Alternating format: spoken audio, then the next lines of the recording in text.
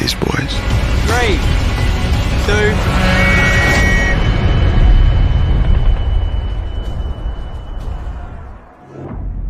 One.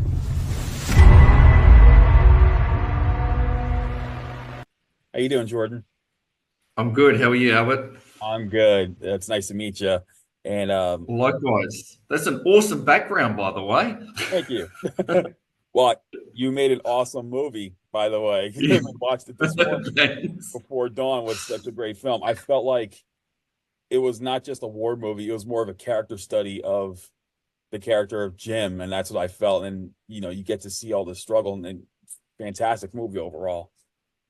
Brilliant. Thanks. Yeah, you pretty much hit the nail on the head because that's what we were going for, that educational angle. And yeah, it was that study of what was it actually like back then for those men and women. So my first question is, what inspired you to tackle this project, like to write this, and what was the inspiration behind it? So I, when I was 15, read these diaries when I was in high school. Yeah, reading these diaries, and that was at a local war museum.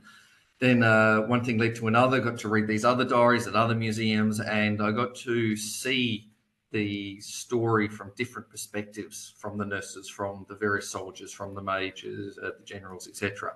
And that was like, oh wow, these events are insane. They're incredible. But then I started to talk to people about it, and people would go, oh yeah, World War II. No, World War One. Oh, Gallipoli. Well, no, actually, there was 3.5 years that followed Gallipoli. Oh, so it was that like, wow, okay. Not many people actually know about this, and that was that first initial massive spark that went, yeah, this has to be told.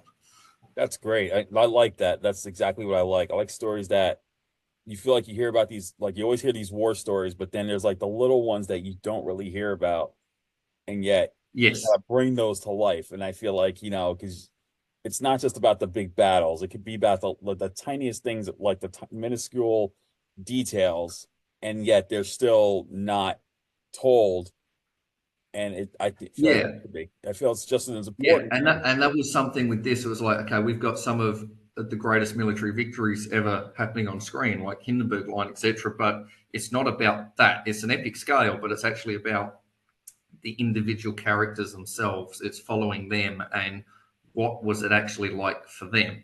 Because, most of the time you would see that, some movies that show all the epic stuff and it's like, oh, this is an epic battle and how massive it is, etc. But what about those individual characters, the individual moments? What about the mateship between two guys? What about when one goes to a nurse's station, gets wounded? What about all these tiny little stories that actually made up that epic story? So, I feel quite privileged that I've been able to bring those little stories, but on an epic scale, to the screen.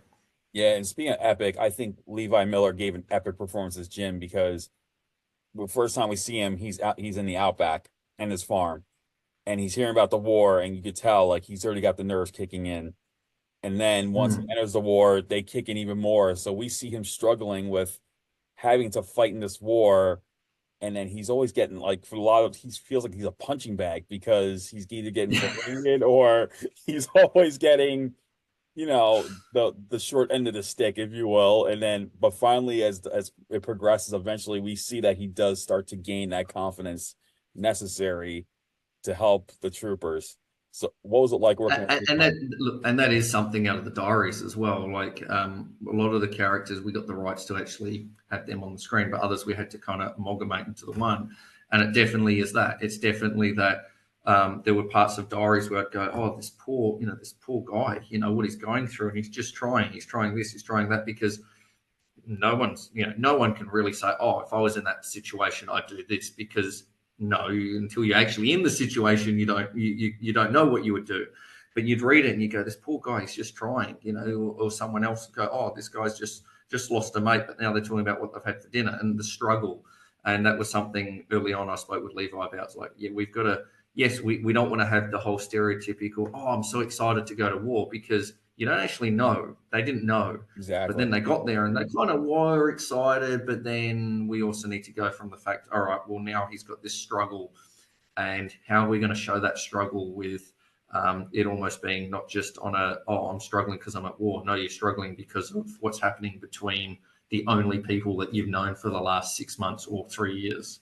And it actually was a lot trickier than we expected, but we got there. We like to think so anyhow. Yeah, and in addition, like he gets blamed for a couple of the deaths in the film, which like doesn't just because he was trying to help out, but I feel like that's not to them it's not enough, and it's like he's only one person, and he's a young kid on top of that. I mean, they just they can't just They all exploit were, him. yeah. And so that scene really got to me where he got blamed, and he's like, "Oh, I was trying to do this," and he's like, "No, you got the maid killed." And I'm like, "Are you serious?" And then you mentioned the nurse's station. That scene shocked me as well because it's like, "Oh, she just gave him this, and then you can be on your way." I'm like, "What?" Yeah. And what makes it even hit harder is that that's straight out of a diary. Like it's and to think that and he actually did survive from that gut wound. I should have said spoilers then, but for anyone else that's going to be watching it. But yeah, it's like that actually happened. But meanwhile, it's like, oh well, there's someone else over there that's got a bullet in their arm. We'll look after them, but he's got a gut wound. Oh well, and it's those decisions. You're just like you. Again, you're almost like you're playing God. It's like, well, who do we save here? Who do we not save? Yeah. And that was something again, that like you said, that got to you, that got to me in the diary. I went, yep, we need to show this as well. We need to show. It was almost trying to not have this glossy Hollywood sort of feel, but just try and make it really raw, that as if you're reading the diary, and that's what we were trying to achieve. And that's exactly the impression I got. I wasn't feeling like this was like fantasticized by Hollywood, like a Hollywood skill. I feel like you actually feel for these characters throughout the film, and that's what makes the film more like authentic. And the fact that you got them from the diaries, I had a feeling this was based on, like, even though the character of Jim is fictional, I could tell that there's got to be some authenticity behind this as I was watching. Yeah, pretty much. A lot of the characters are based on those that we got rights to, but then it was also like with Jim, we had that character, but then there was almost bringing in a few elements of other real life events and actual men or young boys, I should say, bringing those elements in to kind of bring this fictional character of Jim to life. But there's 70% of it is real, and then even in saying that, even though Jim goes off and does a few other little things that necessarily weren't straight out of this diary, those events are still inspired or exactly written out of another diary of somebody else. So everything you see on screen actually happened, and that's what's bizarre. And at times you're just like, oh wow, that's. In fact, we had at one of our test screenings we had early on, they turned around and was like, oh, well, I don't think that would happen. You wouldn't just go over the top to save someone and walk them back. I'm like, yep, that's exactly what happened. Here's the diary that says it.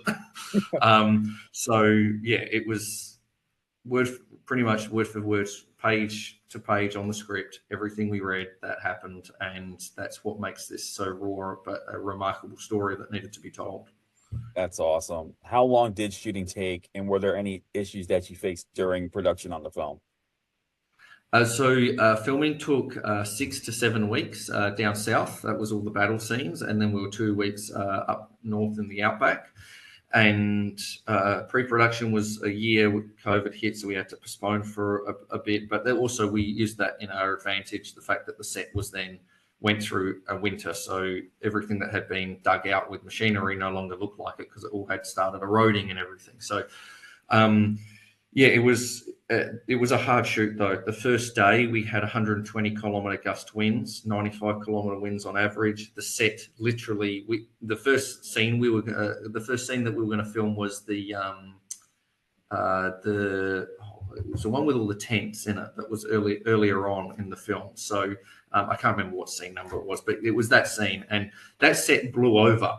It just took off. So it was like, all right, that's not going to work. What are we going to film instead? So the first scene that we actually shot was the scene where Jim and Nichols are having the argument and it's pouring down with rain, where Nichols has just found out that his brother's been killed.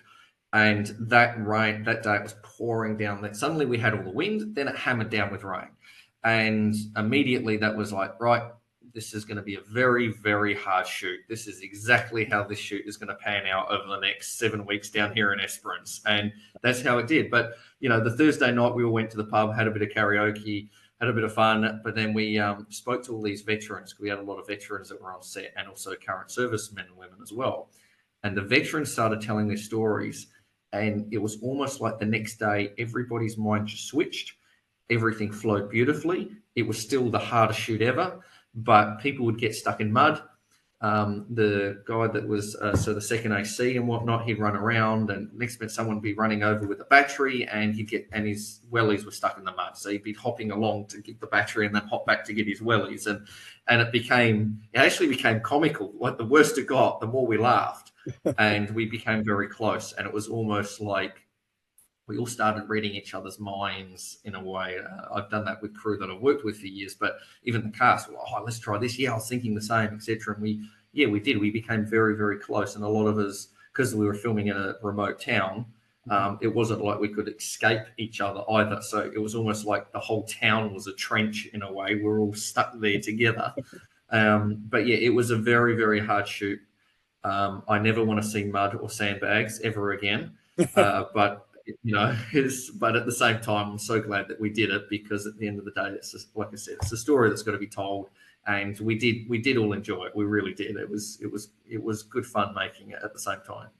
That's awesome. So what's next for you after this film that you can talk about? So we've got a few projects lined up. So as of December, I'm off to go work for a very well-known major studio. And then we've got another feature next year that we've just started kicking off pre-production for, so we start filming that next year. There's a documentary out that comes out on the July 5th on the making of Before Dawn called In the Trenches, and that just shows you, because it was a very unconventional way that we made the film.